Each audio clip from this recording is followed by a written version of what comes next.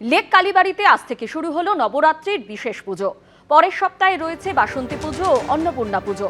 সকাল থেকে লেক কালীবাড়িতে পুজো দিতে হাজির হয়েছেন ভক্তরা। লেক কালীবাড়িতে কালী বিগ্রহের পাশাপাশি দুর্গা মূর্তিও রয়েছে। নবরাত্রির পুজো চলছে সেখানে।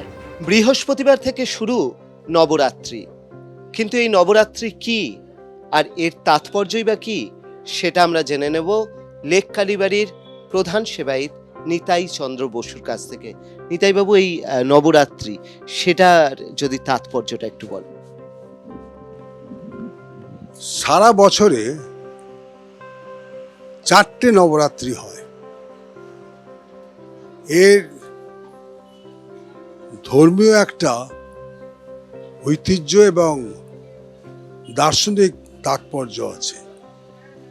ভারতীয় ধর্ম সংস্কৃতিতে নবরাত্রি দেবী শক্তির উপাসনার এক বিশেষ সময়।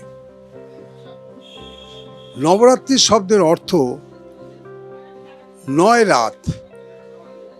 এই 9 রাত ও 10 দিনের মধ্যে দেবী দুর্গা বা শক্তির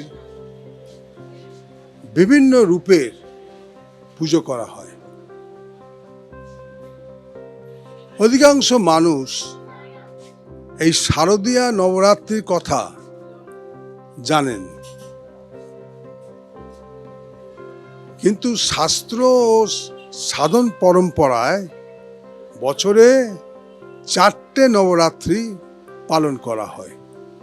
এগুলো কি না, একটা হচ্ছে চৈত্র বা বাসন্তী নবরাত্রি, যা এই সময় এই মরশুমে হবে এবং আগামীকাল থেকেই তা শুরু। তারপরে আষাঢ় মাস, তখন যে নবরাত্রি সেটা হচ্ছে গুপ্ত নবরাত্রি। তারপরে আশ্বিন মাস, যখন যেটাকে বলা হয় শারদীয়া নবরাত্রি। আমাদের শারদীয়া যে দুর্গাপুজোর সেই নবরাত্রি নিয়েই কিন্তু আমরা বিশেষভাবে কিন্তু সবাই জানি। এরপর হচ্ছে মাঘ বা গুপ্ত নবরাত্রি। এই 4টে নবরাত্রির মধ্যে 2টো গুপ্ত নবরাত্রি, একটা আষাঢ় আর একটা হচ্ছে মাঘ। বাকি 2টো হচ্ছে বাসন্তী নবরাত্রি এবং শারদীয়া নবরাত্রি। এই 4 নবরাত্রি ভারতীয় আধ্যাত্মিক সাধনার বিশেষ স্তর ও প্রকৃতির চক্রের সঙ্গে ভীষণভাবে যুক্ত। চৈত্র নবরাত্রি চৈত্র মাসের শুক্লপক্ষের প্রতিপদ থেকে নবমী পর্যন্ত এই নবরাত্রি পালন করা হয়, যা আগামীকাল থেকে শুরু হবে। এটা বসন্ত ঋতুর সাথে যুক্ত এবং অনেক জায়গায় একে বাসন্তী নবরাত্রিও বলা হয়।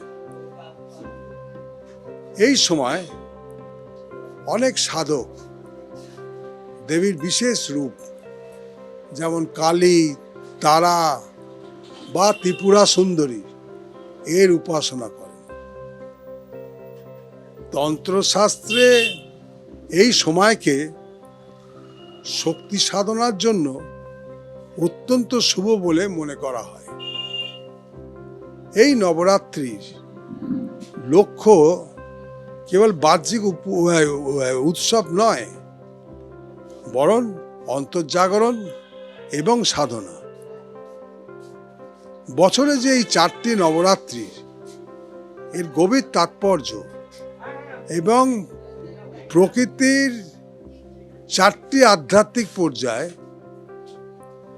হিসেবে এটাকে ব্যাখ্যা করা যায়। যেমন চৈত্র নবজন্ম ও সূচনা, আষাঢ় কি না অন্তর্মুখী সাধনা, আশ্বিনে হচ্ছে শক্তির প্রকাশ এবং বিজয়, এবং মাঘ মাসে গভীর আধ্যাত্মিক সাধনা। বাসন্তী নবরাত্রি, যা আগামীকাল থেকে উদযাপন করা হবে এই মন্দিরের লেক কালীবাড়িতে, কারণ এখানে বাসন্তী পূজা হবে এবং অন্নপূর্ণা পুজোও হবে। সেই জন্যে এই কাল থেকে আমাদের মন্দিরেতে এই পুজো শুরু হয়ে যাবে। ভারতীয় সংস্কৃতিতে নবরাত্রি দেবী শক্তির উপাসনার এক প্রধান উৎসব। সাধারণত আশ্বিন মাসে শারদীয়া নবরাত্রি বেশি পরিচিত হলেও বসন্ত ঋতুতেও যে আর একটা গুরুত্বপূর্ণ নবরাত্রি পালন করা হয়, অর্থাৎ বাসন্তী নবরাত্রি বা চৈত্র নবরাত্রি।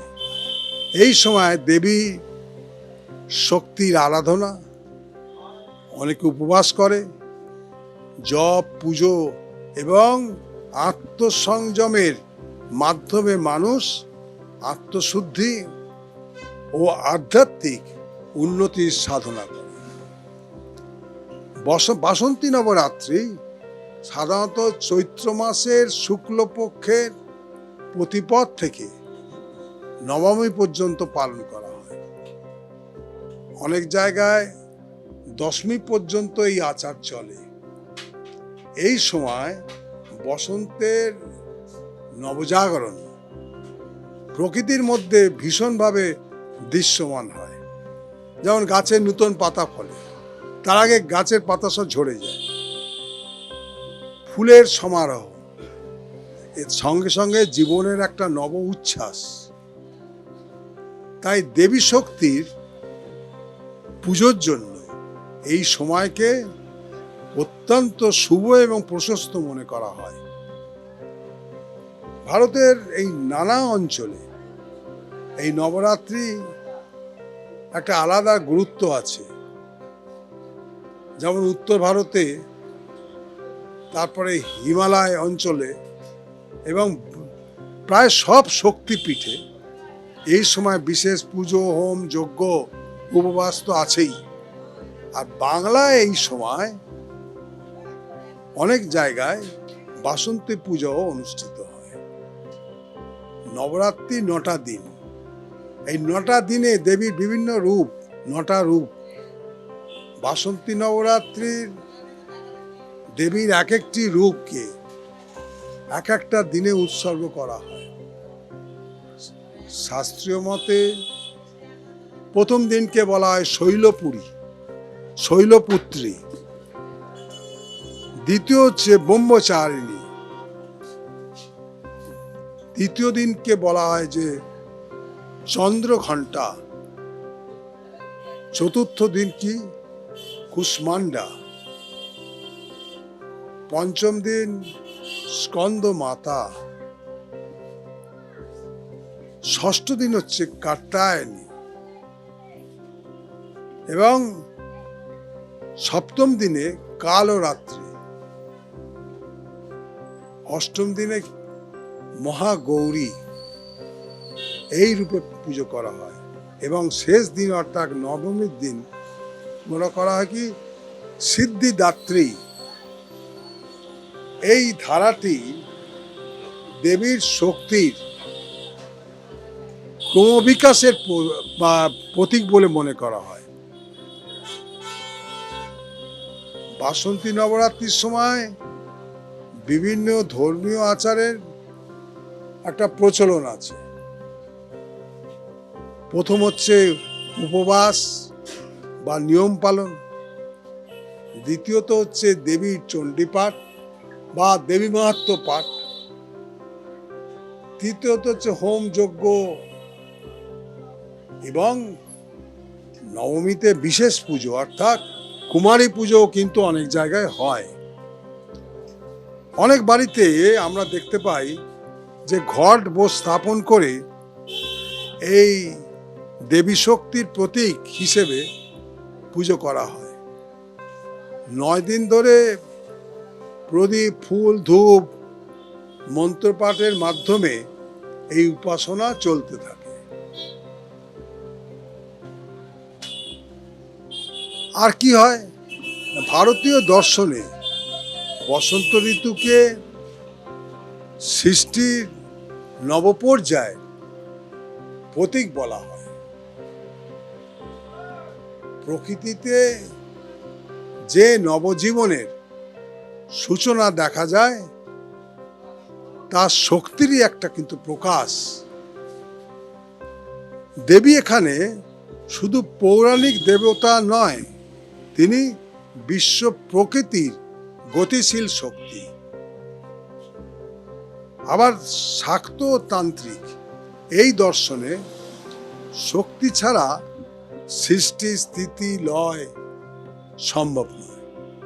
বাসন্তী নবরাত্রিতে সেই শক্তিকে আমাদের স্মরণ করিয়ে দেয়।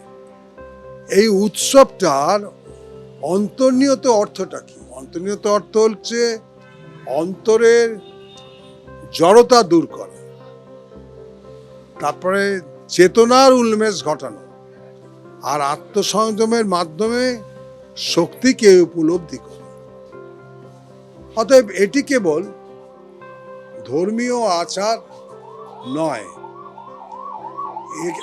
এক ধরনের আধ্যাত্মিক একটা অনুশীলন। ভারতের বিভিন্ন অঞ্চলে বাসন্তী নবরাত্রি নানা রূপে পালন করা হয়। কোথাও মন্দিরে বৃহৎ আকারে পুজো, কোথাও গৃহস্থালীন উপাসনা, আবার কোথাও মেলা এবং সাংস্কৃতিক অনুষ্ঠানও হয়। আমাদের গ্রামের মধ্যে, গ্রাম সমাজে আমরা দেখতে পাই বসন্তের একটা উৎসব কিন্তু এর সাথে যুক্ত, বসন্ত উৎসব। বাংলায় এই সময় সাধারণত অপেক্ষাকৃত সংযত এবং পারিবারিক হলেও এই পুজোটা অবশ্য পারিবারিক হলেও ঐতিহ্যভাবে বহু জমিদার বাড়িতে এই দুর্গাপূজা বিশেষ একটা কিন্তু মর্যাদা পায়। নবরাত্রি 9 দিনকে অনেক সাধক মানব চেতনার উন্নতির প্রতীক হিসেবে ব্যাখ্যা করে। এর বিভিন্ন স্তর আছে। স্তরটা কি না, প্রথম স্তর হচ্ছে আত্মসংযম, তারপরে মধ্যস্তর অন্তরের অশুভ প্রবৃত্তির দমন, শেষ স্তর হলো জ্ঞান ও সিদ্ধির উপলব্ধি। এই অর্থে নবরাত্রি মানুষের অন্তর্জগতের একটা যাত্রা। বাসন্তী নবরাত্রি ভারতীয় ধর্মীয় সাংস্কৃতিক ঐতিহ্যের এক গুরুত্বপূর্ণ অংশ। বসন্তের নবজাগরণ, দেবী শক্তির আরাধনা এবং আত্মশুদ্ধির সাধনা, এই তিনের সমন্বয় উৎসবটা গভীর তাৎপর্যপূর্ণ হয়ে ওঠে। এই উৎসব আমাদের মনে করিয়ে দেয় যে মানুষের অন্তরে একটা সুপ্ত শক্তি আছে। সাধনা, সংযম এবং ভক্তির মাধ্যমে সেই শক্তিকে জাগিয়ে তোলা কিন্তু সম্ভব। শুধু বাসন্তী নবরাত্রি নয়, বাসন্তী নবরাত্রি একটা ধর্মীয় অনুষ্ঠান নয়, এটি আত্মজাগরণের এক প্রতীকী সাধনা। বাসন্তী নবরাত্রির এই যে আমরা বিশদ আলোচনা করলাম, তার আগে 4 নবরাত্রির কথা বললাম। এই যদি আমরা সব মিলিয়ে আমরা এখান থেকে বলতে পারি যে বাসন্তী নবরাত্রির ঐতিহ্য, উপাসনা এবং দার্শনিক তাৎপর্য, এর সময় এবং এর উৎস, এইটা কিন্তু বিশেষভাবে নজর করার ব্যাপার। নবরাত্রি 9টা দিনের প্রতিটি দিনে দেবীর এক একটি রূপকে উৎসর্গ করা হয়। ভারতীয় দর্শনে বসন্ত ঋতুকে সৃষ্টির নবপর্যায়ের প্রতীক বলা হয়। শাক্ত তান্ত্রিক দর্শনে শক্তি ছাড়া সৃষ্টি স্থিতি লয় সম্ভব নয়। বাসন্তী নবরাত্রি সেই শক্তি জাগরণকে আমাদের স্মরণ করিয়ে দেয়। এই উৎসবের অন্তর্নিহিত অর্থ হলো এই যে অন্তরের জড়তা দূর করা, চেতনার উন্মেষ ঘটানো, আর কি না আত্মসংযমের মাধ্যমে শক্তিকে উপলব্ধি করা। অতএব এটি কেবল ধর্মীয় আচার নয়, এক ধরনের আধ্যাত্মিক অনুশীলন যা সমাজ ও সংস্কৃতিকে যথেষ্ট প্রভাবিত করে থাকে। সুতরাং বসন্তের নবজাগরণ, দেবী শক্তির আরাধনা এবং আত্মশুদ্ধির সাধনা, এই তিনের সমন্বয় উৎসবটি গভীর তাৎপর্যপূর্ণ হয়ে ওঠে। এই উৎসব আমাদের স্মরণ করিয়ে দেয় যে মানুষের অন্তরে একটা সুপ্ত শক্তি কিন্তু রয়েছে, লেটেন্ট কন্ডিশনে। সাধনা, সংযম এবং ভক্তির মাধ্যমে সেই শক্তিকে জাগিয়ে তোলা সম্ভব। তাই বাসন্তী নবরাত্রি শুধু একটা ধর্মীয় অনুষ্ঠান নয়, এটি আত্মজাগরণের এক প্রতীকী সাধনা। এই হচ্ছে নবরাত্রির, বাসন্তী নবরাত্রির তাৎপর্য। লেক কালীবাড়িতেও এই বাসন্তী নবরাত্রি পালন করা হয় এবং এখানে আমরা জানি যে বাসন্তী পুজো, অন্নপূর্ণা পুজো সবই তো হয়, কিন্তু এই নবরাত্রিও পালন করা হয়। বিশেষ পুজোর বন্দোবস্ত রয়েছে, স্বাভাবিকভাবেই বহু মানুষ ভিড় করেন। আর আমরা জেনে নিলাম এই নবরাত্রির তাৎপর্য। ক্যামেরায় ভগবান স্যার সঙ্গে অর্ণব মুখোপাধ্যায়, এবিপি আনন্দ, কলকাতা। এবিপি আনন্দ, এগিয়ে থাকে, এগিয়ে রাখে।